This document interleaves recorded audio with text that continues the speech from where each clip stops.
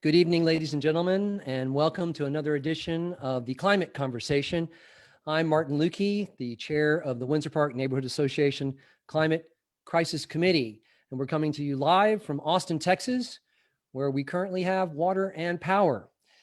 Not to be underestimated here, and normally we don't underline crisis in our committee, but that's where we've been, and that's what we're going to talk about tonight. Tonight's timely topic is going to be power in Texas. And we have a great guest for us tonight, straight from the Texas legislature. It's Damien Brockmann, the policy director for State Senator Sarah Eckhardt, who represents Windsor Park and Travis County and Bastrop County. And also is my co-host, Barrett Sundberg. Hi, everyone. This session marks Damien's 5th regular session at the Texas legislature. His first session was in 2003. He formerly served as a staffer for several state representatives, including Raphael Anchia, Garnett Coleman, and Lon Burnham. During that time, Damien has worked on numerous pieces of legislation related to climate change, energy efficiency, renewable energy, and energy storage. Also of note, Damien served as the chair of Austin Sierra Club from 2015 to 2018. From the Sierra Club itself today, we're also pleased to have with us Cyrus Reed. Cyrus is the conservation director for the Lone Star chapter of the Sierra Club. Cyrus, Damien, welcome to our show. Thank you. Very pleased to be here. Thanks for having us. Yeah. All right. Well, let's get right into it. It's the topic that's on everyone's lips around the world. What happened to the power in Texas? And more importantly, what's going to happen at the legislature? How are we going to deal with this? What's the machinery showing now? Damien, you're working in the legislature. Tell us what you know. Sure. I'd like to throw to Cyrus to begin with about what happened last week. Cyrus is the go-to guy on all issues Eckhardt.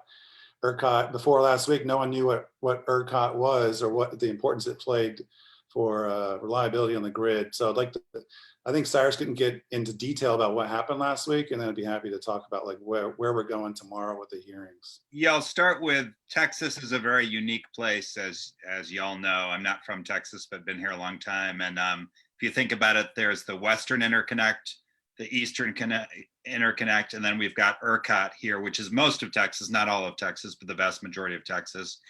And it's been around over 100 years, and Texans in general don't like the federal government to get involved, and we're pretty independent within that Eckhardt grid.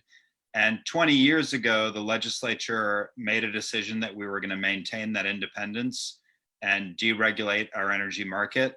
And they made some decisions about how much, risk and reliability we would have, and they went with, I'd say pretty high risk. And we have seen some storms in the past, both really hot spells and cold spells. And so both in 1989 and 2011, we had situations that were not near as bad as the one that happened last week, but where we did have some brownouts and blackouts. And actually FERC and NERC did some investigations, made some recommendations, but we chose for the most part, despite Damien's attempts, when he was in those offices in 2011 and 2013, I think, or maybe it was just 2011. I can't remember when you were there, Damien. They didn't make major changes. And I think we saw the results of that. So the governor and lieutenant governor and everybody else can point the finger at Eckhardt, but they really should be pointing the finger back at themselves because they're the ones who pass the legislation. The governor's the one who appoints the PUC, which actually ultimately regulates Eckhardt. Eckhardt is like the pilot. Everybody else built the parts, and we had some failures last week. Tell us what FERC and NERC means. So I can never remember you're getting into acronyms. Eckhart's a hard one to remember. Electric Reliability of Council of Texas. Yeah. FERC is the Federal Energy Regulatory Commission, and NERC is the North American Reliability Council. And both of them have some oversight over Texas. But FERC has relatively little oversight over Texas, but NERC actually does have quite a bit.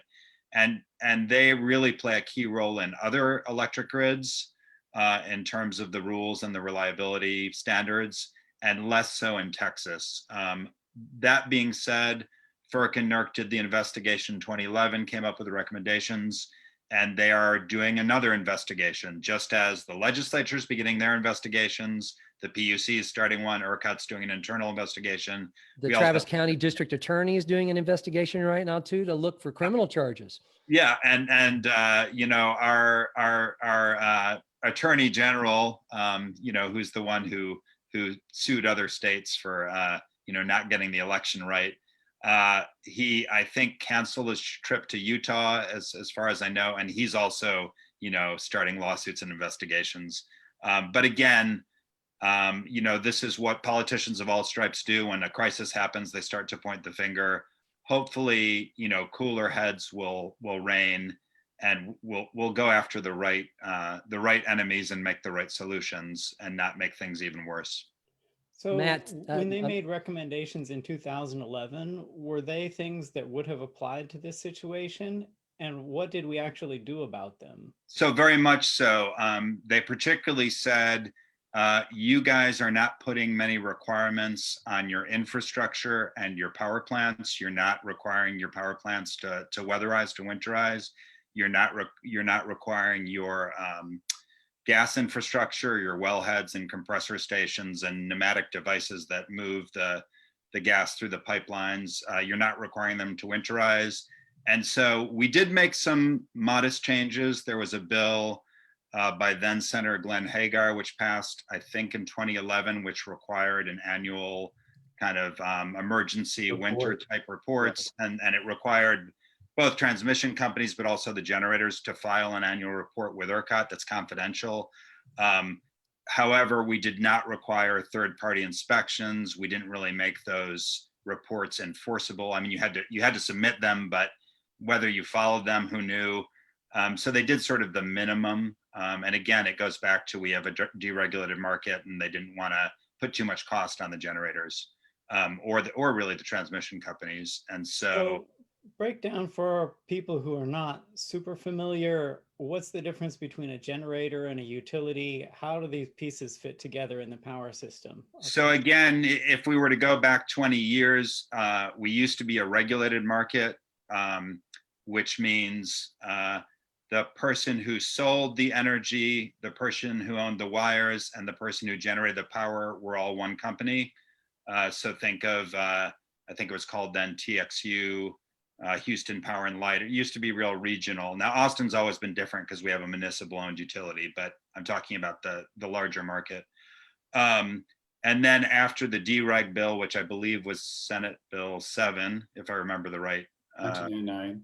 Yeah, in 1999, and it didn't really kick in until a couple of years after that. But we started to split that apart, and so we basically said, the transmission companies, which are regulated, should own transmission, but they shouldn't own the generation. That should be separate folks. And the folks who sell the energy, the retail electric providers, also shouldn't own generation. So we really split everything up.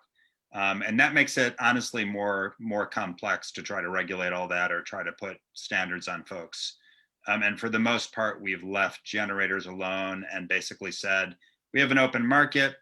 If you want to come. If you want to produce power at a certain time, do so. If you don't, just, you know, tell ERCOT we're not going to operate for this period. And so basically we have it's a free market system. That's a little different. Austin Energy is part of ERCOT, and we follow ERCOT rules, but it's a little bit different because Austin Energy is vertically integrated. That they have a monopoly. They sell the power to you guys and me wherever we are within their service territory, but they're still part of the ERCOT market. And another part of that story, Cyrus. Pieces together. That's the vertically integrated piece. We own the lines. We sell it to ourselves, our customers, and then. Do we have contracts with generators, or do we own generating facilities? Both. So we have, we and this is something that a bunch of us have worked a lot on to try to get Austin Energy towards a zero carbon goal, which actually, you might not know it because it's been during COVID, but in March of last year, City Council passed a new plan that has a 2035 zero carbon goal for Austin Energy, which Damien can tell you is now the basis of a statewide bill that they're looking at. But Basically, we have contracts for some nuclear power, the South Texas project, which a lot of people's view was a mistake, but we're part of that contract. We own part of a coal plant, which we're working to get out of by the end of next year. We own some smaller gas plants, and then we have a lot of contracts with renewable energy. Many of them are in West Texas, but some are, in fact, there's a big solar plant being built right in the northeast of Texas. But we're part of a market, which means all the energy we produce, whether we produce it, whether we contract it, that goes into the big bathtub that is ERCOT. So you can't really control the electron that comes to, this light. You don't really know where it's coming from, right? So all the generators feed into a pool, and then ERCOT feeds it back to the sellers. Exactly. Then I think of it as a giant bathtub where there's a bunch of spigots and there's a bunch of drains. And so the drains are the loads and the spigots are the generation. So, but ultimately our grid has gotten cleaner. We last year we had about 25% of our electricity did come from renewable resources, wind and solar mainly. And we are seeing electric storage come onto the grid. So the grid, in some sense, despite everyone attacking ERCOT, there is some success with our grid in terms of getting cleaner technology on it. But there are reliability issues that we need to deal with as well. All right. So Damien, please, you were trying to tell us something earlier. Jump on in. Oh, thank you. Well, just another part of that story of deregulation from 1999 is that, I feel like the legislature struck a deal with industry at the time. In exchange for dereg, we're going to preserve or we're going to create policy structures that protect the public good. And that included the country's first energy efficiency standard. I believe we also had the first renewable portfolio standard. Is that right, Cyrus? And we also had the Systems Benefit Fund, which provided $1 trillion, or provided at one point $1 billion to protect consumers from excessive rates. Unfortunately, over that time, over the last 20 years, the legislature has let those policy structures atrophy.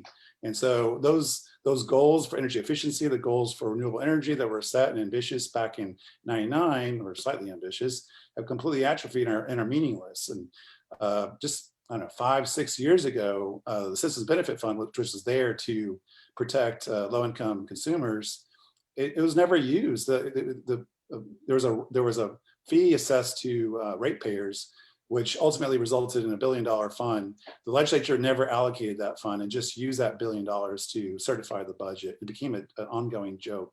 Yeah, and then they basically ended it. Yeah. They ended it. I can't remember if it was 2013 or 15, but they ended it and just said, okay, we're going to spend all the money over these 2 years. And so it helped people for 2 years, and then it was gone. And so that protection, particularly for low-income folks, is no longer there, which is why you have so many people upset looking at the potential for huge bills from this event and no real protection for them. So in the beginning, we had I guess my point is, in the beginning, we had this balance between deregulation and providing, structures that supported public policy that, benefit the public good. But the legislatures have let those, go to the wayside. And what we're left with is sort of, is a libertarian dream as far as an energy market is concerned. Who's running? Whose fingerprints are on this? Is it just both parties, or is it? I'm trying to understand how it could just atrophy like it has. I think the legislature and the governorship's been controlled by Republicans for the last 20 years. And yeah, I've personally worked on numerous pieces of legislation that have attempted to raise those goals, energy efficiency goal, renewable portfolio standard, and yeah, those bills ultimately go nowhere. I think our best shot at it was in 1999. It's a long story that warrants a whole other podcast for, but yeah, it's conservative. It's definitely the conservative side of the legislature has prevented those pieces of legislation from moving forward. I would draw a little bit of a distinction, Damien. I don't think it's just the Republican Party. I think it's the takeover of the Republican Party towards a more Tea Party libertarian vein. And I didn't say Republicans. I said the conservative side of the legislature. Yeah, and so if you go back to 2005 or even 2009, even 2011, we did have some positive bills on renewable energy and, you know, some modest bills on energy efficiency that did pass. And since then, the legislature has been a very lonely place for environmental lobbyists like myself, with a few exceptions on a few issues. But for the most part, it's been like beating your head against a wall. And I think part of that is just the fact that we've seen, you know, how industry, both oil and gas, but manufacturing, other industry has really gotten their grips into legislators, and particularly on the Republican side, but not exclusively on the Republican side. So it's made it much tougher for those bipartisan bills to pass that we used to be able to pass. Well, that brings up what I'm trying to figure out next is what's going to happen. Damien, there's going to be hearings. Right. Tell us what's going to happen. Well, I mean, we start tomorrow and Friday with hearings in the House and Senate. In the Senate, it's Business and Commerce Committee, chaired by Kelly Hancock, and in the House, the State Affairs, chaired by, excuse me, Cyrus, I forgot his name already, the new chair of State Affairs. Chris Patty. Chris Patty. Ultimately, Sorry, it's actually a joint hearing with State Affairs and Energy Resources. Energy Resources, that's right. Chris Patty from Northeast Texas and Craig Goldman from Fort Worth. I would characterize them as the House as moderates. So We didn't hear the House Joint Committee they were the first to jump on and schedule their hearings for this week so they can get ahead of this issue. And Senator Hancock, or Chairman Hancock, strangely picked the same date for the Senate hearing. And I guess there's an unspoken gentleman's agreement that the Senate hearing always takes precedence over the House hearing. So he's pulling the center of gravity of all these invited witnesses, invited testimony over to the Senate side tomorrow. And it's I think it's widely suspected that you know, the powers that be want to really point fingers at ERCOT, which is what's been going on for the past week or so. And you know, yesterday you had 4 ERCOT board members, you know, being forced to resign or asked to resign. I'm not sure that really solves the problem here. If, you know, you can change the makeup of the board, and if that event happens tomorrow, ERCOT's going to follow the same protocols that it had in place 2 weeks ago. This does absolutely nothing to solve the problem. And so there'll be a lot of finger pointing, and I'm not sure we're going to get to solutions just yet, but we are definitely setting up the stage to, I mean, at least all eyes are on the legislature, and that's a good thing because that's not normally what happens in any given session. And there has been a lot of activity. The lieutenant governor, I think it was today, announced his 31, you know, 31 senators. So he announced his 31 priorities, and it does include a couple issues related to this. And all indications are that the first thing they're going to do is some sort of weatherization, winterization scheme to better protect the infrastructure. I think the big issue, the big public issue, is who pays for that. I would strongly argue that in an energy only market, it really, if you want to play in the market, the generators should really be able to play, and they should make those investments. My guess is the Republican leadership will try to put that cost on everybody else. Just given what I know about how things work. So what is the estimated cost? Well, there's no way of knowing. So until you know what the standards are, like, are they going to make everybody winterize to -20 degrees or to 32, or, you know, because the issue is when you winterize some of these plants, they become less efficient in the summer when you also need them. So there's a balance there. And what infrastructure are you actually going to be required to winterize? Is it just the instrumentation? Is it all the, you know, pipelines that go to it? You know, all that's to be determined. My guess is they'll kick it to the Public Utility Commission to figure it out. That's what I would do if I were a politician, get somebody else to figure it out. But we'll see. But it does open up. I don't know if this is where you're going. To me, Damien, I can share with this since no one's listening.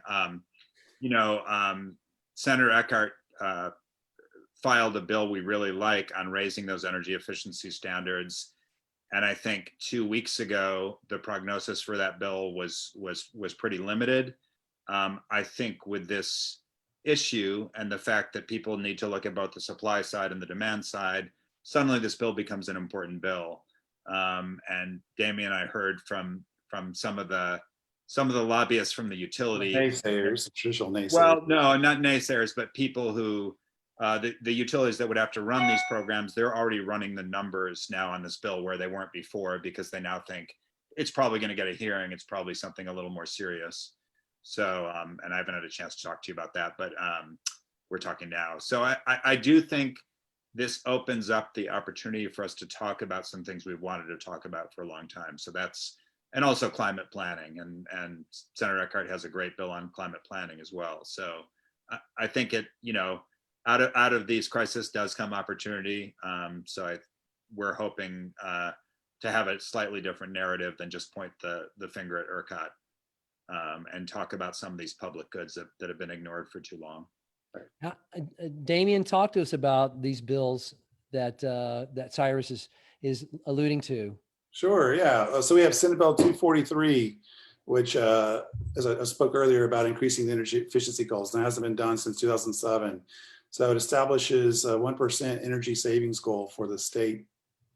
So that every year, the PUC is seeking to recoup 1% of our demand through energy efficiency, and that's done by passing on a small fee onto ratepayers' bills. And again, this is in the deregulated market and not in Austin Energy and other East, because we already have our own programs and are vertically integrated. And Austin Energy already has a 1% goal, right? Honestly, and they usually exceed it. So we've already done that in Austin. This would be making it more of a statewide program. Right. And as I mentioned before, you know, Texas had the first energy efficiency goal in the country, and now it's anemic compared to others. It's 0.4% of peak demand, whereas around the country you can see goals of 1 to 4%. So we're asking in this bill for a goal of 1%, and that would do a lot to, again, reduce customers' bills and reduce the demand for additional power plants, carbon emitting power plants. What about, is it Senate Bill 307? Did Senator Eckhardt list that one? I'm trying to understand if it's SB or HB. You get a lot of questions about that one. I wasn't expecting that curveball today. No, that's an interest. It's for your benefit, Cyrus, and for the others out there. That's a bill that requires counties to enter into a cooperative agreement through I forget what it's called, a UDC, Utility District Cooperation, or UDA, which is a little known provision in statute that allows counties to work together on different utility issues. And so that bill requires, if a water distribution pipe is crossing across two counties and meets certain dimensions, that those two counties have to enter into that kind of agreement in order to plan for the distribution of water. So here in Travis County in Austin, we live in a right on the divide between a wet zone and a dry zone. And as climate change occurs, you know, so we see the need, possibly the need to manage that resource, and not just rely on you know, on river authorities or others to move water around. So it's a new idea that's brand new to the entire state. We've gotten a lot of feedback on it. The idea was to make that process democratic, so we're like preventing the private ownership of pipelines, and to make sure that people have a say on how water is planned and coordinated across the region. Right, but we've gotten so much flack on that bill. I don't see that bill going anywhere just yet. So we've started the conversation on it, and it's probably going to take several sessions and some adaptation before it moves. What bill has the snowball's chance at this point? Well, we're a freshman Democrat in the Republican legislature. You know, we may have a good bill on the Kapkoff soccer. Anyway, sorry. It's investing in the allowing that soccer group to access funds they wouldn't have otherwise. I'm kind of joking, but yeah, I think our energy efficiency bills actually has traction. And it's like one of the more meaningful pieces of legislation that we could see moving forward. We may have a really important sponsor in the House taking the lead there and may provide some momentum. Hasn't happened yet, but I'm hearing that. And so with certain factors at play, and in addition to what happened last week, we could see movement on that. What is Damien, the what phone about- number? What in about general, I'm joking about our bills not going anywhere. It's just it's before the snowpocalypse. It's been a very difficult session with coronavirus, and we can't meet in person, or the meetings are very limited. Bills have not yet been referred. The lieutenant governor may not refer our Senate bills until the 60th day. That's very unusual. Usually at this point, bills are already moving through the process. We're already gearing up for committee hearings. We're hearing that there'll be much fewer committee hearings to hear out our bills in the Senate, probably in the House. So I'm just been projecting that it's going to be a train wreck of a session with lots of bills, more than usual, just dying at the end of session. And it's just unfortunate because we are facing a number of crises even before winter apocalypse. And so by the end of this, a handful of priorities of the lieutenant governor and speaker may see the day, and anything else is just a luck of, in some cases, luck of the draw. So we'll see. I have a feeling there may be multiple special sessions this year. There will already be a special session on redistricting, and we may have to pile on top of that some of these other issues that the legislature is attempting to tackle. So Damien, what with so about much- the bill you filed that requires planning, looking at climate change in terms of the strategic? I think that's a great chance, right? Because we have a couple of bills that require state government to take variations in weather and severe weather more seriously. One requires state agencies to include in their strategic plans elements of climate change. The other one requires a sunset commission, which evaluates agencies every 12 years, I believe, to evaluate how well agencies are taking into consideration climate change into their plans. Same concept, just two different bills. This idea of threatening weather threatening our institutions and our infrastructure, I think, is taking hold in the media and among the Texans. And I don't see any reason why those bills shouldn't get a hearing and move forward. So how can a citizen make their views known that things like this should pass? How can people track it, and how is it worth communicating with everyone so busy? What's the best way? What's the best way? I mean, typically, if you're here in Austin, taking a trip down to the Capitol and having your voice heard in person is the way you would do it. At this session, I wouldn't recommend it. It's not necessarily going to be safe for the general public to testify, and that's sad that the steps weren't taken to allow that. As far as having your voice heard, it's communicating with your state reps and us, your state senator, and I guess in reaching out. I mean, your Austin delegation is awesome. We're great. We have a lot of great people in our delegation that's really active on these issues.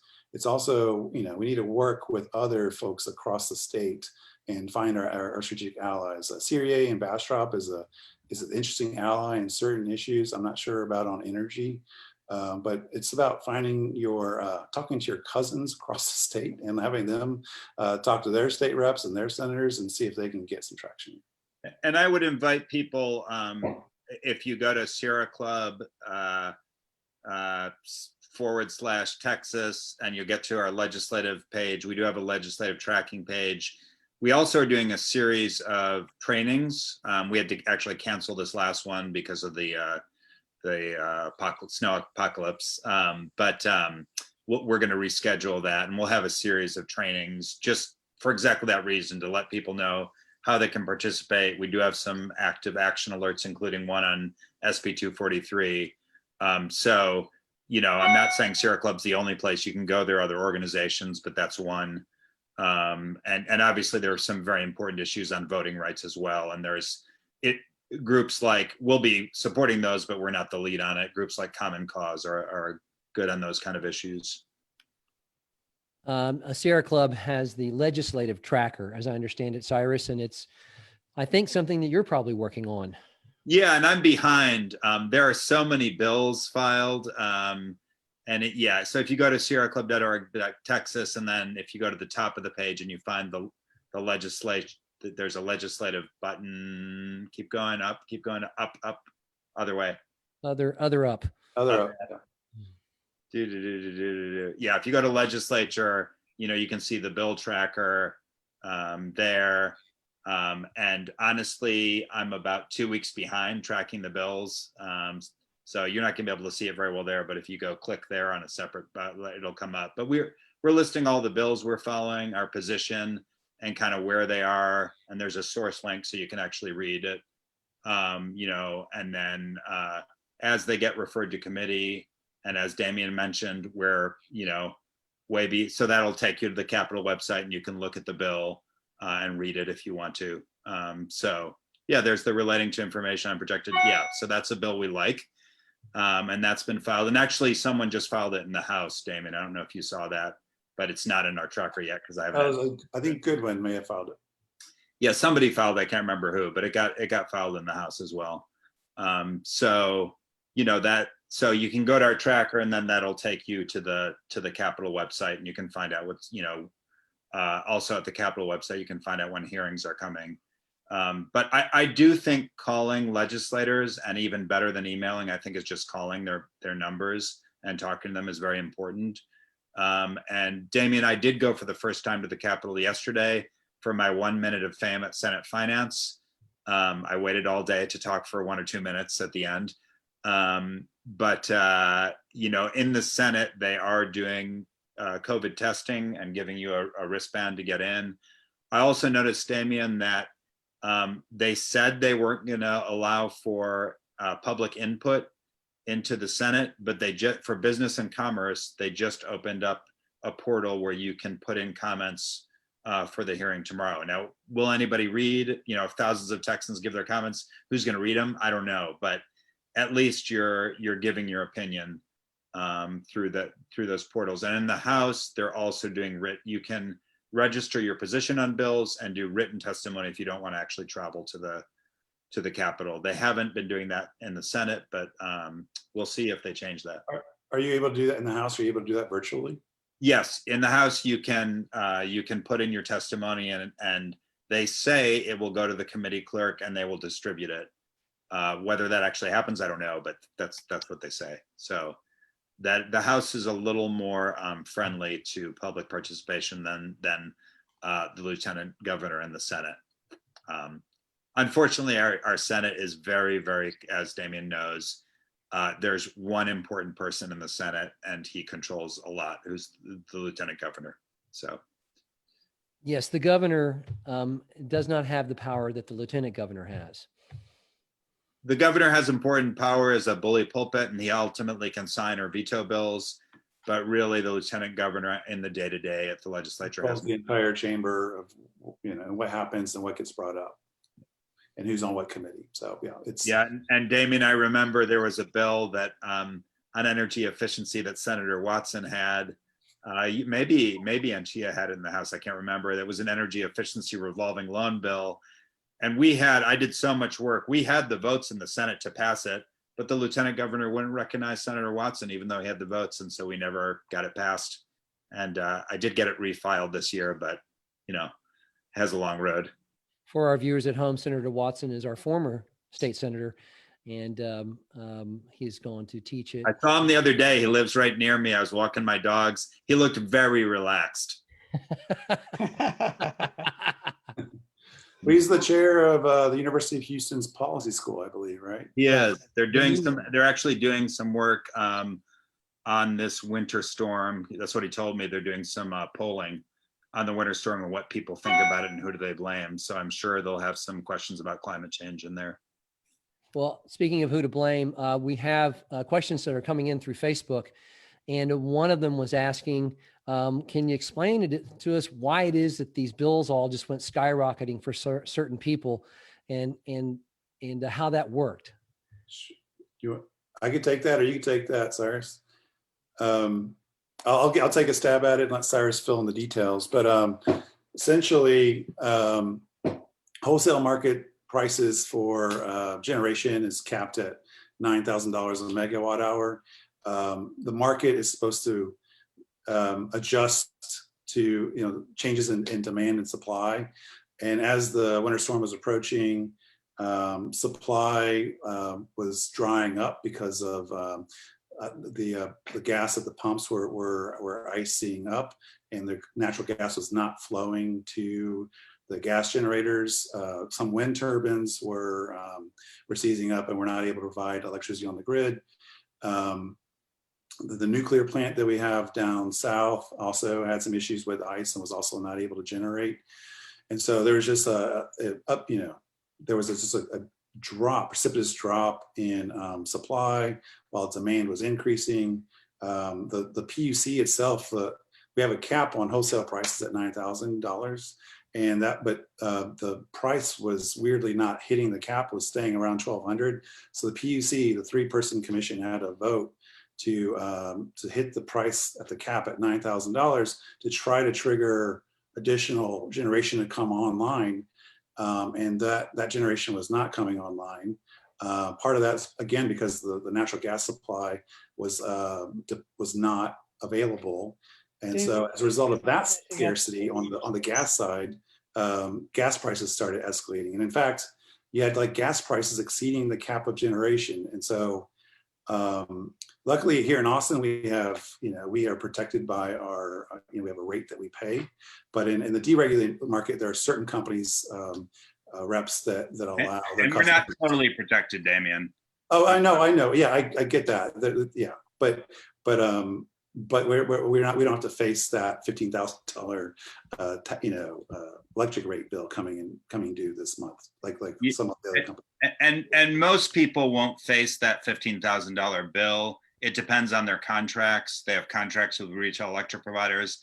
So some have fixed contracts which don't vary, and so they'll probably be okay. It's the people who had variable contracts, and particularly people who had a wholesale rate contract like Gritty, which is one of the companies, and they're going to go belly up. They're not going to survive because no one's going to be able to pay that amount of money, and they're going to be on the hook for it. So they're probably going to go away. So those are the people most impacted.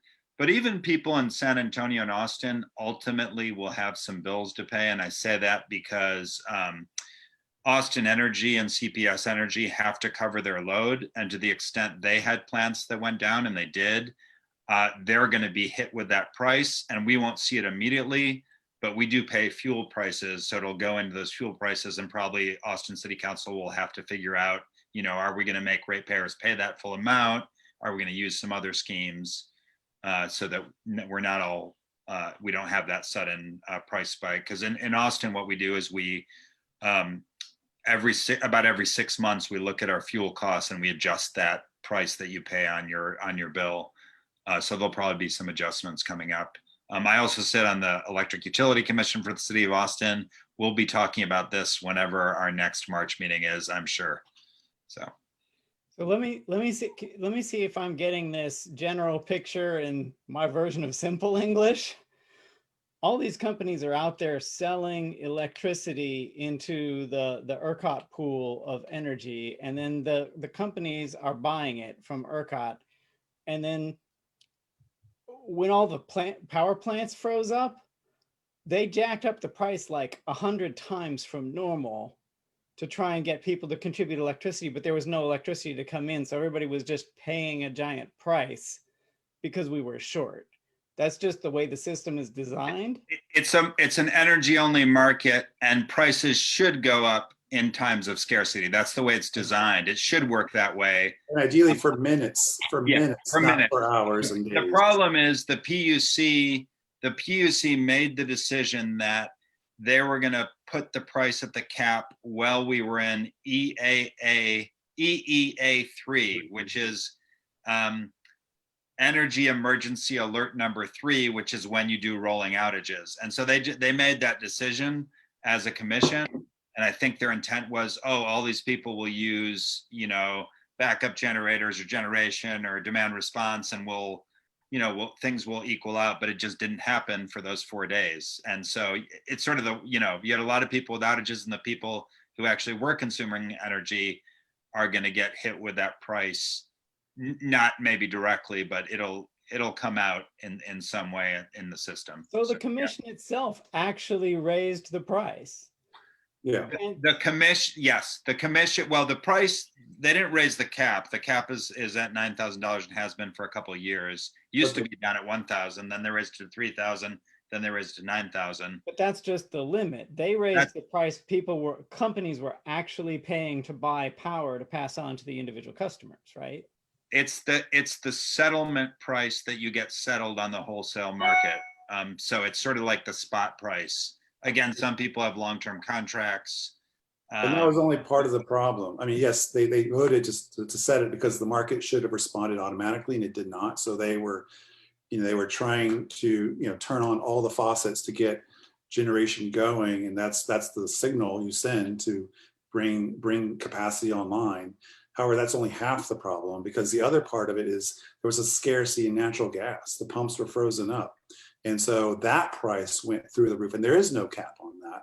And in fact, it went so high up that it exceeded what generators would pay for with their $9,000 cap. So not any generator functioning at $9,000 a megawatt hour was actually losing money because the price of gas was going so high. Because So gas isn't only based used on for the power idea that generation. the price will bring up enough energy and the market will supply it, but in a real emergency like this, it doesn't work, is what I'm hearing from this. It showed a real failing. I mean, that's And kind of a I will- generalization, but is that kind of what happened? It's fair. It's fair. And by the way, I know Cyrus has spent a lot of time at Eckhardt. I spent a little time there. I've what the nodal market is and how it works. And it is a feat of engineering and math. And 99% of the time, it's amazing what the engineers at Eckhardt accomplish and what they do.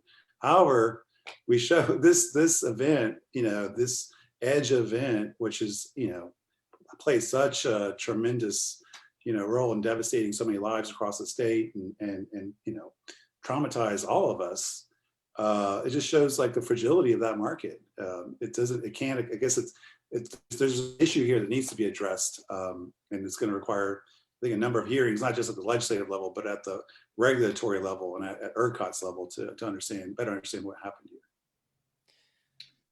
But I think the point for this group is, it just shows you, we all knew climate change was real, but it's happening faster than we thought. And the system we designed is designed for normal weather. It's not designed for these climate extremes. And so that's why we need to have a more resilient system, and one that considers these outliers, which are no longer outliers. We had 500-year floods in Houston 3 years in a row. So it's not really happening every 500 years. So.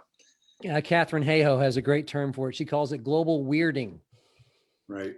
And that's really the ultimate sign of climate change, is that the climate is going to act weird, and we're going to notice it. And it's so obvious now. I don't see how anybody can go to the legislature and pretend that that's not happening. Very fair. I don't know how anybody can say it with a straight face. It'll be our challenge this session to get more people to utter the words climate change.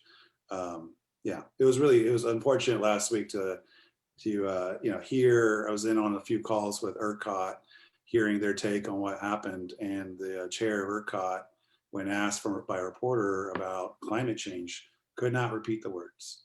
And I don't suspect that's because he didn't believe in climate change. I suspect that's because, he was abiding by what, the authority at the PUC and the governor wanted him to say. So hopefully that changes starting this session. A lot of people in this state carrying water for the fossil fuel industry, and it has run the state forever. And I think, the bills that you and Senator Eckhardt are filing are really going to the heart of the matter of, we need to solve this problem in Texas just as much as the world. Yeah, it starts here. We're looking. I think these type of bills, not just starting with Senator Eckhardt.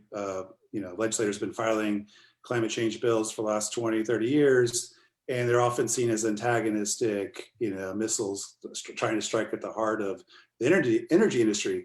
I think we're trying to save the energy industry in Texas. We're trying to reform it and bring it into this century, so that we can have, preserve jobs and create new sectors of, of the economy that currently don't exist. So yeah, it's the dinosaurs of the past that are trying to, keep us in their, in their era of economics, and we're trying to push forward into the 21st century. Well, ironically, you mentioned dinosaurs who went extinct 65 million years ago, and we're next if we don't change what we're doing, in my opinion. Cyrus is Sierra Club got any thing that they are working on that will help people who are watching be able to communicate with their legislators besides the bill tracker? Is there anything that? Yeah, besides the bill tracker, again, we're doing trainings to just get people to understand the legislative process and how to get engaged. And then we have action alerts. Right now, I think we only have 3 or 4. One is the bill we mentioned. Another of our big focuses is on flaring and air emissions from oil and gas industry. Again, we're trying to clean up the industry. We're not saying oil and gas is going to end tomorrow. I mean, someday we hope it will, but at the very least, we shouldn't be flaring all that gas or letting it go into the atmosphere. So that's another big focus. And then we're also trying to get regulations on the storage tanks. Remember all the storage tanks that flooded and blew up along the Gulf Coast? We've got some bills on that, and so that's another focus of ours, and that's all on that in that legislative section. We've got the action alerts, we've got the upcoming trainings, and again, we were supposed to have a training this Saturday, but we decided to move it because with everything happening. So I think we're going to move it to probably Tuesday. So those of you who are watching now are asking, what can I do? Go to the website, sign up. Yeah, sign up. And again, there are other organizations as well. I'm part of a larger group of organizations called the Alliance for Clean Texas. Alliance for Clean Texas has an action alert we put out weekly. That's with a lot of other groups, social justice, environmental groups. So Alliance for Clean Texas, you can Google it and find it and sign up for their action alerts as well. And mainly focused on environmental issues. Now, regarding employment and changing the energy market and basically cleaning it up, are there any numbers through your organization or that you're aware of what happens when we build the renewable energy grid? When we basically turn off oil and gas and those things, how many jobs are created by building this new system? Do we replace all those oil and fossil fuel jobs? So it's people talk about a just transition that obviously you can't turn off these fossil fuel jobs from one day to the next. It's a transition you need to do. And in fact, I'm working with Senator Hinojosa, who's from the Corpus area, as well as Representative Hinojosa right here from in my district where I live in Austin, on a just transition bill to look at that very issue. How do we, and those haven't been filed yet, but they will. How do we create those training programs to get the people from those sectors into these new jobs? All the evidence we see, by our friends at TAIBA, the Texas Energy, what does that stand for, Damien? I can't remember. Google TAIBA. They put out a series of reports that show that actually if you add up all the jobs in energy efficiency, renewable, smart appliances, it's actually more than in the oil and gas industry and the fossil fuel industry. So we're already creating more jobs in these industries than in oil and gas. That doesn't mean that it's not important to think about people that work in coal mines or power plants that could potentially, lose jobs as we transition. So that's the reason for having a just transition bill, is to look at those issues. I believe that's the Texas Advanced Energy Industry Association, something like that. TAIBA, Texas Advanced Energy Business Alliance. There you go. Look them up. They've got some great reports. They do an annual report on jobs.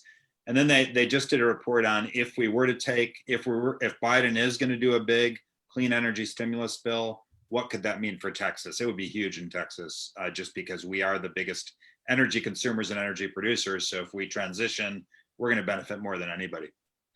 Speaking that's- of energy use, how do the different, someone asked, how do the different land uses break down in Texas as to how much energy they use and how much efficiency can be developed there, like houses versus apartment buildings and commercial places? How does that Good break question. down? Yeah, that's a really good question. There was a report, and now I'm drawing a blank, whether it was DOE or Energy Information Administration. They did a 2019, they did an energy efficiency potential study. And I might be making up the numbers because it's not in front of me, but it showed by far the biggest state in terms of energy efficiency potential was Texas. I think I remember the number 87 billion in energy savings if we're to really reach our top potential for energy efficiency. And it was, as I remember, it was split pretty evenly between residential, commercial, and industrial. So obviously in Texas, with all the refineries, industrial is a huge use. But I don't have those numbers in front of me, but I'm thinking it's a third, but don't quote me on that, but I can certainly reach out to Martin and get those links, and he can share it with the larger group. Our questioner there asked, are there any bills that affect like land use and zoning that might make that more efficient? Is there? So I'm working with Vicki Goodwin has filed a bill to try to get more authority. In Texas, we give very little authority to our counties. Some other states give much more authority to counties. And so she's already filed a bill really around building codes and fire codes, particularly because of wildfires, because we have all these issues in the Hill Country and other area, sort of outside the city in Travis County.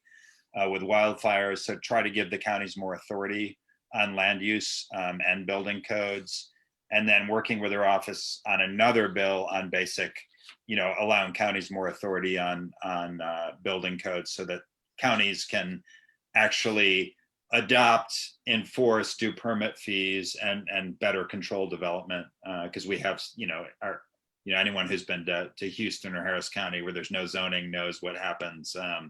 So counties do have some ordinance making authority, but very limited. And so that is a focus. And there are, unfortunately, there are also offices going the opposite direction, taking away local control. And we're very concerned about that. But there will be some bills. Again, just so people know, the legislative session is not a sprint, it's a marathon. And we're not even halfway through it. And the bill filing deadline is March 12th. And so you're seeing hundreds of bills filed every day, particularly, and a bunch of us were scrambling today because today was the deadline to get language into Leg Council, or maybe it's tomorrow. Is it today? Okay. So I wrote with some offices 3 bills over the last 24 hours just to get them in around demand response and reliability standards. And so you're going to see a lot of bills filed on March 11th and March 12th. And that's when we'll really know. And also the Lieutenant Governor announced he's got 31 priorities. I don't think any of those bills have been filed yet. So you're going to see, normally there's about 5,000 bills filed, and we're at about 3,000. So we're still going to see a lot more bills. And then it really starts, it goes fast and furious after March 12th. How many of the 5,000 end up getting passed in a typical session anyway? Yeah, so it's usually about 20% get passed? Under a third, right? Yeah. I think it'll be less this session because of, it's just COVID and everything else. And they've got, the only bill that must pass is the budget, and eventually redistricting, but that'll be special session, sometime 6 months from now or something. Probably October-ish. But the budget, that's the other thing for people to get involved in. You'll see on our website, we're filing testimony. We've already filed testimony on the budget in the Senate, because the Senate already started their budget hearings. And there's a lot of good that can be done within the budget in terms of, getting things like wells cleaned up or air monitoring done or programs for cleaner vehicles. We just saw a good bill filed today by Representative Canales, an electrification bill, so Transportation Electrification Act, or ETA, I think it's called, the Electric Transportation Act. Something like that got filed today. So that's a bill with some other folks will be supporting, because if you look at climate change, we first got to take care of our electric grid, and we're slowly moving that direction, but then comes transportation. And I just, for the first time, started leasing a Nissan Leaf, which is great, except with the power outage, I was sort of in a bind. But I think normally it's great. We have another question from the audience. What steps are being taken now to ensure the Texas electric grid is ready for more electric vehicles? Are there any synergies between EVs and the grid? Certainly. So the bill got filed today. That bill, Somebody look up that bill number. It's I can find it and send it to you. Okay. It just got filed today by Terry Canales. The PUC, Public Utility Commission, did open up not exactly a rulemaking, but a project looking at this question of EVs, and took comments. They haven't actually done anything on it. But yeah, I mean, ultimately, the goal would be we want to have a good infrastructure to charge your EVs, but we also want to be able to use those EVs to charge the grid when we need it. And we've seen small projects where that's been done with some larger EV vehicles in different places. There's a couple in Texas examples of that, but obviously long term, that's the idea that the EVs can communicate both directions with the electric grid. We're not there yet, but the idea is to be prepared for that. What about the possibility of building, these big battery plants that we're thinking we need to have gigawatt battery plants to smooth out the energy system? Storage is happening. I mean, it's been growing on its own tremendously over the last 10 years. I don't know the exact percentages, but it's fantastic. And it's, when used coupled with renewable energy, the argument or the criticism of renewable energy in the past is that it's an intermittent resource. It's unreliable. When you couple renewable energy with capacity, with batteries, then you have essentially baseload. And so that's coming a long way. The technology is getting there, and it's playing a huge part in delivering renewable energy and delivering a reliable energy infrastructure. Yeah, so if you think the total grid within ERCOT, the total capacity is somewhere around 100,000 megawatts. Right now, there's only about a little less than 1,000 megawatts of batteries on the system. But if you look at the ERCOT queue, the line of people who may invest, and some of these may not happen, there's something like 10,000 megawatts of storage that's in the queue where people are doing interconnection studies or doing some financing. So they may not come about, but the interest is there. The other thing that ERCOT has done to its credit is they started a what they're calling Passport, which is going to take several years, but the ultimate goal is to incorporate storage, what are called ancillary services, which are sort of like reliability services, and then distributed generation, and put it into their system, which is called SCED. Don't worry about it. But it's going to take a lot of computer power and 3 years to do this, but they started that. And so it's supposed to be done around 2024. Once that's done, we think there'll be a whole lot more batteries coming in, because the rules will be such that storage can really compete. There is a bill by Senator Hancock, 1941, that would clarify ownership rules on using storage for transmission. His bill is very modest. It is not the bill that Damien Brockmann wrote many years ago. That would have, I think you wrote a bill, Damien, a big storage bill. His just says we can do up to 40 megawatts we can contract up to 40 megawatts of storage for transmission needs, which is tiny.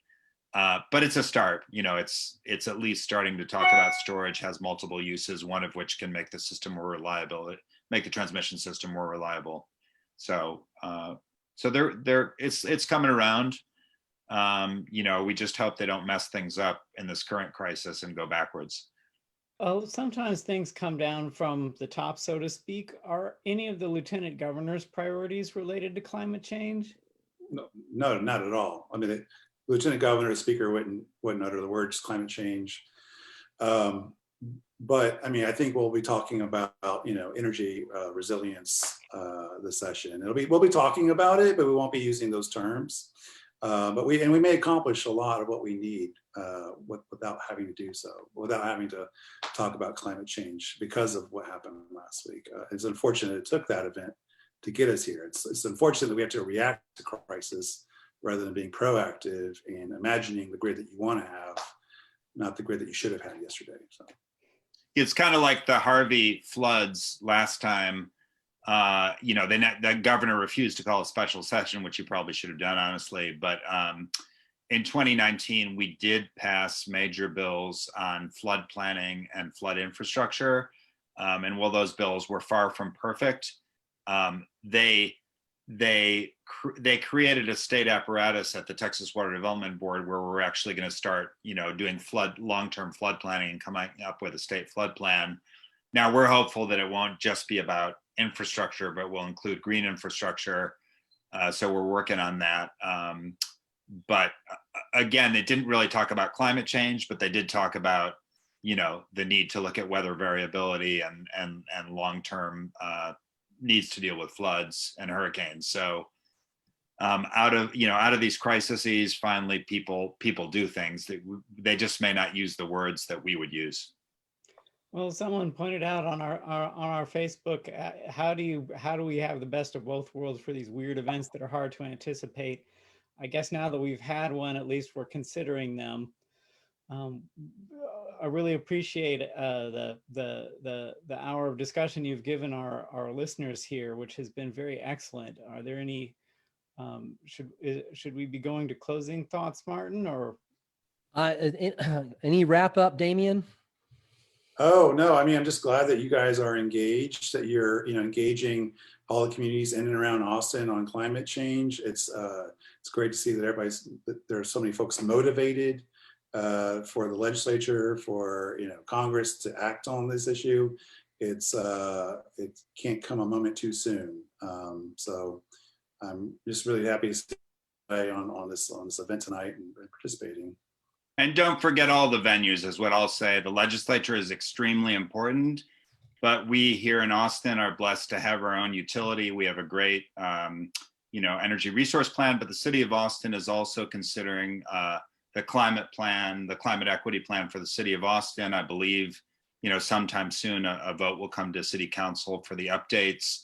And city of Austin is contemplating a zero carbon 2040 goal for all of, everything, transportation, everything. And that's unique. We have other cities at 2050. We don't have any cities at 2040, and Austin would be the first.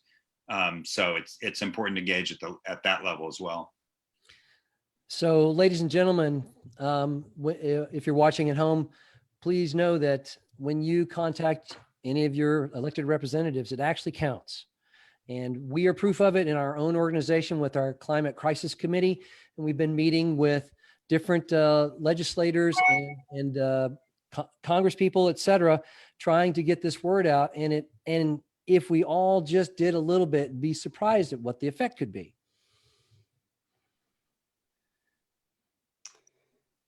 Okay, so gentlemen, thanks for joining us tonight. And we're going to catch up again, hopefully after the session or maybe during the special session, so we can see our progress, where we are, maybe figure out if there's anything else we can do. And I'll be happy to have y'all back on maybe in a couple of months. All right, thank you. All right, Thank cheers. you. Pleasure. good luck, both of you, in this busy session. We're rooting for you. We absolutely are. Join us. We need all the help we can get. All right. Coming to you live from Windsor Park, Austin, Texas. This is the Climate Conversation. Thank you for joining us, and good night. Good night.